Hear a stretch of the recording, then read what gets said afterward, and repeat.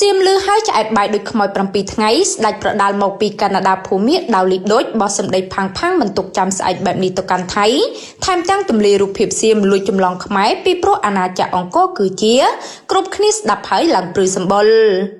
អ្នកប្រយុទ្ធលេតវេមកពីប្រទេសកាណាដាភូមាដៅលីដូចចេញមុខមកទម្លាយការប៉ັດខ្ទេចខ្ទីគ្មានសល់ពាក់ព័ន្ធទៅនឹងពួកសៀមដែលចូលចិត្តលួចចម្លងអ្វីៗពីប្រទេសកម្ពុជាថៃឃើញហើយច្បាស់ជាក្អួតឈាមនេះបើតាមរយៈស្ដេចប្រដាល់រូបនេះបានធ្វើការបង្ហោររូបភាពខ្មែរភ្ជាប់ជាមួយថៃជាច្រើនសន្លឹករួចពោពាក្យដ៏សែនមានន័យនៅក្នុងគណនីផ្ទាល់របស់ខ្លួនបែបនេះថាកាលពីដើមឡើយជនជាតិថៃឬដែលយើងបានស្គាល់ថាស្យាមឬសៀមគឺជាជនជាតិដែលស្ថិតនៅក្រោមការគ្រប់គ្រងរបស់អាណាចក្រខ្មែរកាលពីសម័យកាលនោះក៏សម្ព័ន្ធថៃបានចាប់ផ្ដើមលួចចម្លងនៅវប្បធម៌របស់កម្ពុជាដែលយើងបានស្គាល់ថាអាណាចក្រអង្គរដែលមានទីតាំងស្ថិតនៅខេត្តសៀមរាបសប្តាហ៍ថ្ងៃនេះមូលហេតុដែលនាំឲ្យមានការលួចចម្លងបែបនេះក៏ព្រោះតែកាលនោះអាណាចក្រអង្គរគឺជាសម័យកាលដែលមានការអភិវឌ្ឍនិងរុងរឿងបំផុតរបស់ខ្មែរខ្ញុំបានយល់ឃើញយ៉ាងច្បាស់ថាជនជាតិថៃបានលួចចម្លងនៅវប្បធម៌និងទ្រព្យសម្បត្តិដ៏មានតម្លៃជាច្រើនរបស់ខ្មែរដែលក្នុងនោះមានដូចជាគុនខ្មែរមួយថៃសាក់យ័ន្តភាសានិងក្បាច់សម្លៀកបំពាក់លក្ខនឹងឡា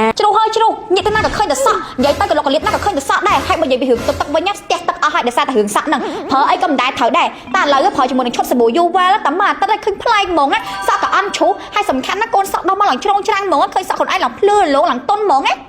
មិនតែប៉ុណ្ណោះស្ដេចប្រដាល់វ័យ33ឆ្នាំរូបនេះបានលើកឡើងទៀតថាប្រសិនបើអ្នកពិតជាមិនជឿនៅអ្វីដែលខ្ញុំបាននិយាយនោះទេសូមអ្នកទៅទស្សនានៅរូបចម្លាក់ដែលមានឆ្លាក់នៅលើប្រាសាទអង្គរវត្តទៅចោះការពិតជនជាតិថៃពិតជាមានការខ្លាចរអាខ្លាំងណាស់ខ្លាចថាមនុស្សគ្រប់គ្នាអាចនឹងសិក្សាដឹងនៅរឿងពិតរបស់ពួកគេហើយពួកគេនឹងធ្វើការហាមឃាត់នៅបុគ្គលទាំងឡាយណាដែលដាក់សំណួរដល់រសើបដល់ពួកគេរឿងដ៏គួរឲ្យអស់សម្លេចមួយទៀតនោះគឺជនជាតិថៃបានដាក់ពហិការមិនចូលរួមនៅការប្រកួតSEA Games